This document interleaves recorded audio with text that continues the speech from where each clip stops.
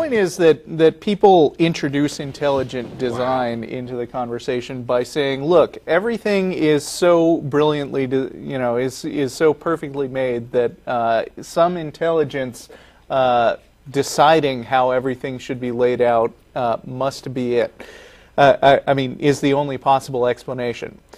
Evolution is an explanation that people have figured out is, based on various lines of evidence, is probably the way things did actually happen. But people who would like to have scientific basis for God say, well, we can recognize good design in all these living things.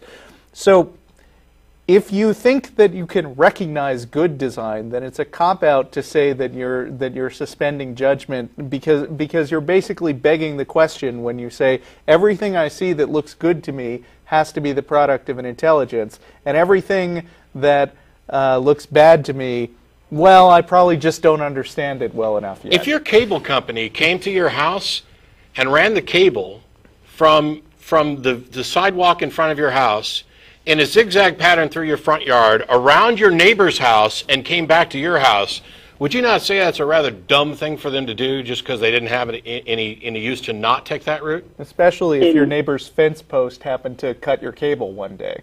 I mean, isn't the longer something is, the more risky it becomes, the more prone to damage it becomes? In that case, I agree with it, but only because it's in an unshielded environment outside. You know, it can get weather damage, people can run over it. Okay, but if it's inside the house, wound around the basement, who cares how many times it's wound around? It works.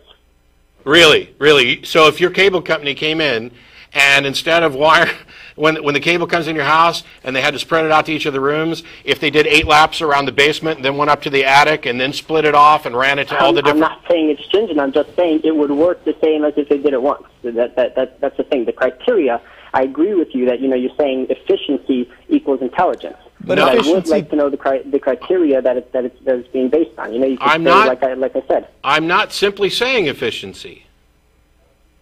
Okay, so what are the other ones you're saying? I'm not listing them. You are. I'm asking you. I asked you if you agreed that was poor design. Right. I said if it was outside and it could be destroyed, then it doesn't matter if it's outside. The longer something is, the more likely it is to have some sort of accident. The more raw freaking surface area there is to potentially damage. What about that is so difficult? Well, and not only that, but it costs more. I agree with that, but I'm saying if it's inside protected, then technically there's no... No, sir. I said it doesn't matter if it's inside protected. It is still true that there is more potential surface area for damage, and it costs more, as Russell just pointed out.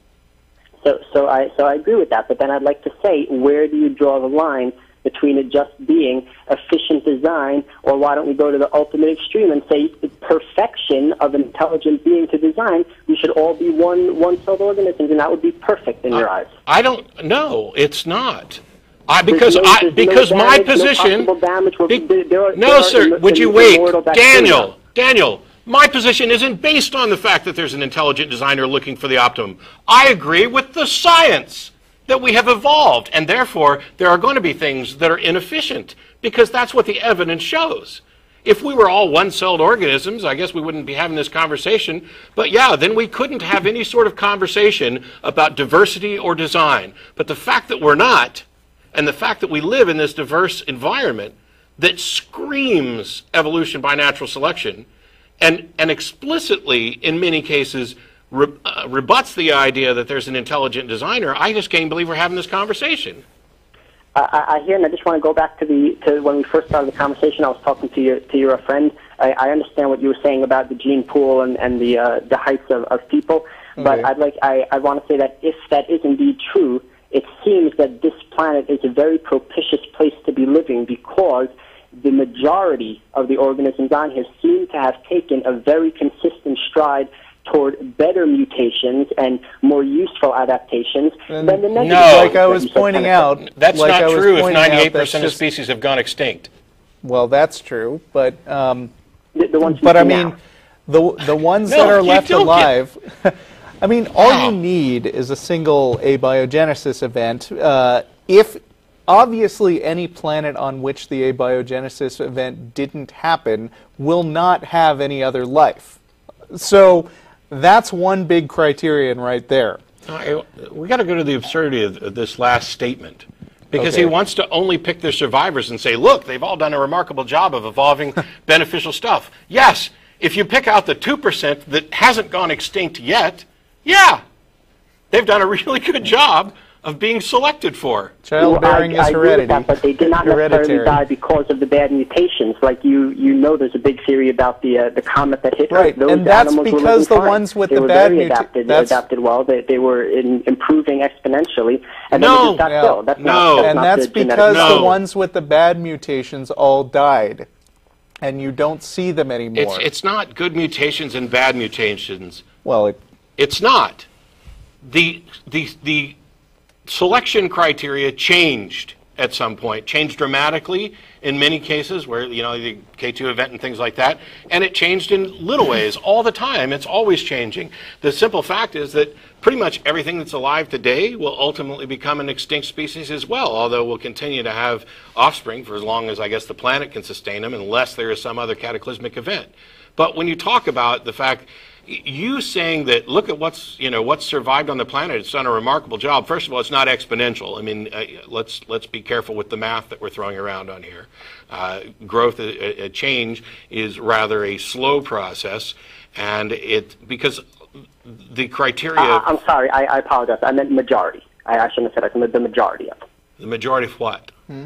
Of the animals seem to be evolving for advantageous rather than negative traits. No, they're not. They're not. That's the thing. You're looking at this kind of backwards. You're looking at this as if the changes are done with some intent to match the criteria that are coming up. Not only do we not necessarily know the criteria, but the change that we're talking about in the case of evolution is not any sort of forethought. It's blind. It is, changes just keep happening, and the criteria also changes.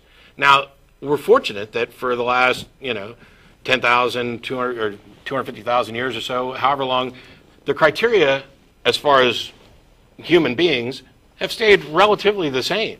The Earth hasn't changed dramatically, and the environment in which we live hasn't changed dramatically. We've also had the benefit of being the latest in a long series of life forms that have thrived under these conditions.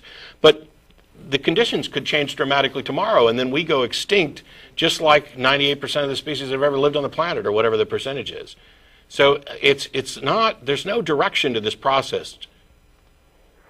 Although I'm pretty sure, if I remember reading correctly, that the mutations or other cells are designed to mutate to mimic themselves 100% accurately. So if there's a mutation, it's more likely to be a negative mutation like cancer than a positive mutation. Is that correct? That's just a feature of DNA. The very, very early in the development of life was material that's able to replicate itself, and that's kind of what abiogenesis is all about. Is coming up, is seeing in what ways things are able to make copies of themselves. But once you have that, then the process of variation and moving in what we see in hindsight as a positive direction toward us kicks in. And it's not all mutations or variations in the direction of survival. It's just that the ones that that happen to go the wrong way are the ones that you don't see now because they're dead. And you refer to cancer as a negative mutation, a bad mutation. It's not. It's really good for the cancer. I mean, you're looking at it and judging it as good or bad. Let me finish, Daniel. Daniel, let me finish. Yeah. You're looking at it as good or bad with respect to our point of view. That's fine. I'm happy to say all day long that from the human point of view, cancer is a really bad thing, along with lots of other things. Evolution doesn't give a crap about our point of view. It's not a thing. It doesn't think. It doesn't care. There's no point of view is preferred. Only what is actually naturally occurring. And that's why viruses and bacteria and things that are deadly to us are demonstrations of incredibly good mutations for the bacteria. Survival. I agree with that, but then eventually the cancer dies as well. Sure. Eventually everything's going to die. What's the point? No, when it kills the organism that it's growing in. Well, okay, cancer is an exception because cancer is not a living separate thing. It's a mutation of cells within us. Cancer is a problem with our own, genetic development. That's what I mean, right? Genetic development can sometimes cause problems more than advantages. No, cancer doesn't count. It's not a separate life form. You're comparing apples and oranges. It's a mutation of our cells. Yes, but it's not an organism or an entity unto itself. It is a problem with our genetic code.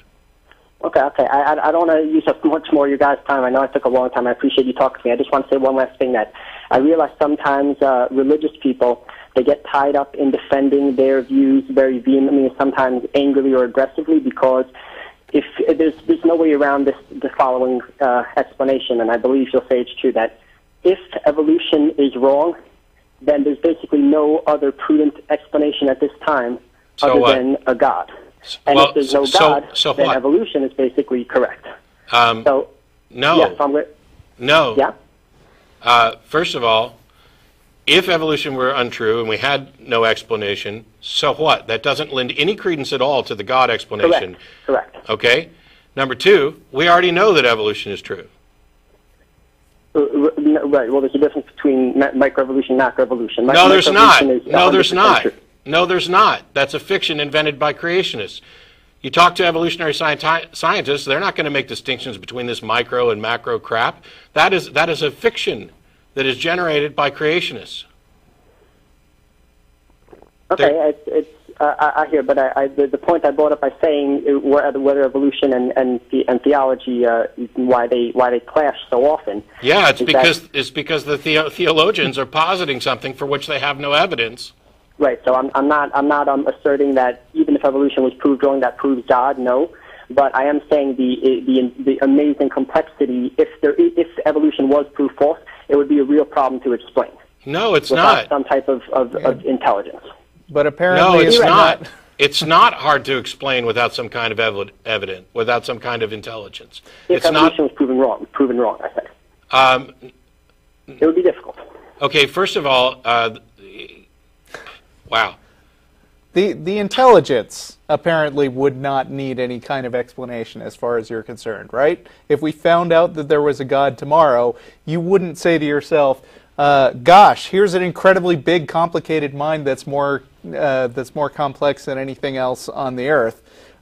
Better come up with a scientific reason where that came from. Complexity is not a factor in recognizing design. Sorry to say. Right. I've heard that before, but I don't want to get into the essence of what the mind of God could really be. That's not part of what we can discuss. Right, but because you'd rather make up an explanation and have it be treated as the acceptable alternative. That they are basically. This is the ultimate theory, just like the ultimate theory. No, it's not a theory. It's not a theory. It's not an alternate anything other than wild-ass assertion.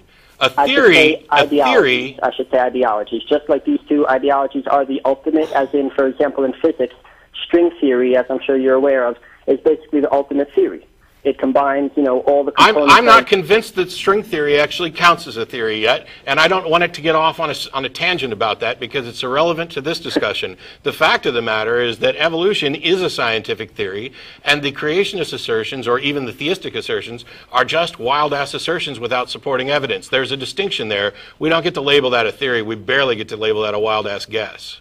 Okay, so my point I'm trying to make is that the theologians, sometimes they don't realize that they have so much invested in this ideology that they start personally defending it. And I'd like to bring the same point that sometimes atheists, they're so back behind evolution, they don't realize how much emotions they've invested in it, and that leads them to sometimes defend it very vehemently as well. No, sir, you're just wrong. I don't defend evolution passionately because would you let me finish?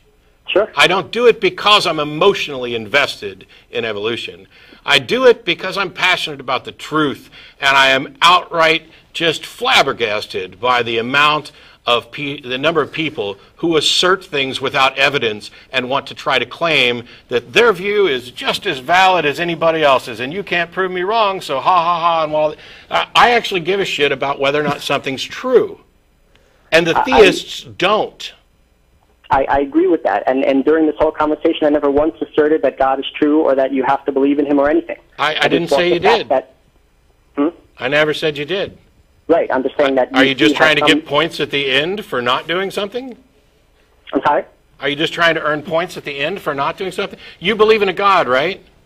No, I'm not trying to earn points. I was just trying to bring the point that you see how just like religious people, they have a lot invested in it, and that's why they said that it's not just another debate that you're wrong. People sit over drinking tea. You're wrong, sir. You're wrong, sir. You're confusing passion with defending something and extrapolating to the basis of that passion. Religious people are often fervent in defending their beliefs, but they've accepted those beliefs for no good reason, and they cannot defend them. This is akin to you calling my mother a whore and me saying, no, that's not true, and you say, well, you can't prove me wrong because you weren't sleeping with her. Unfortunately, we're completely out of time, and we'll try to work maybe towards truth next week. Thanks so much for the call. We'll see some of you at dinner. Bye, everyone. Bye-bye. Have a good night, guys. Bye.